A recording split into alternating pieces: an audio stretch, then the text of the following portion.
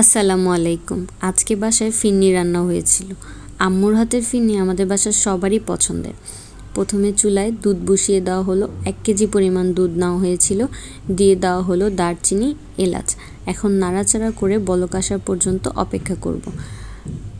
দুধটা হালকা বলক চলে আসলেই এখন চুলার আঁচটা একটু ধিমা করে রাখবো, কারণ আম্মু 1 ঘন্টা আগে পোলার চাল ভিজিয়ে রেখেছিল। ওইটা হাত দিয়ে ম্যাশ করে এখন ফুড কালার অ্যাড করে নেবে।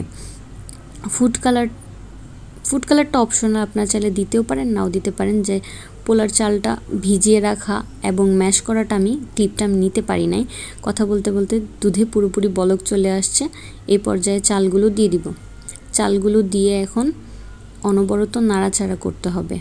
যেহেতু চালগুলো এখন কাঁচা অবস্থায় আছে, এখন নাড়াচাড়া না করলে নিচে লেগে যাওয়ার সম্ভাবনা আছে।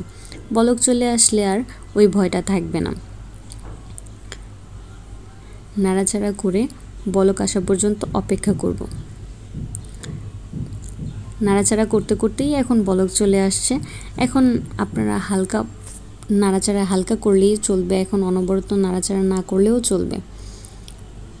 এই পর্যায়ে দিয়ে দিবে পরিমাণ মতো চিনি। চিনিটা যে যার মতো, যে যতটুকু মিষ্টি খান ওই পরিমাণই দিবেন। এখন দিয়ে দিবে কিছু কিশমিশটা অ্যাড করে নাড়াচাড়া করেই পানিটা টেনে আসলেই আমাদের ফিরনিটা রেডি। আর কোনো উপকরণ নেই। এখন নাড়াচাড়া করে পানি টেনে আসা পর্যন্তই অপেক্ষা করতে হবে। পানিটা টেনে আসলেই আমাদের ফিরনি রেডি। এখন পরিবেশন করে খাওয়ার পালা। ভালো লাগলে লাইক, কমেন্ট, শেয়ার দিয়ে পাশে থাকবেন। আর আপনারাও ট্রাই করে দেখতে পারেন, ফিরনিটা অনেক মজা হয়েছিল।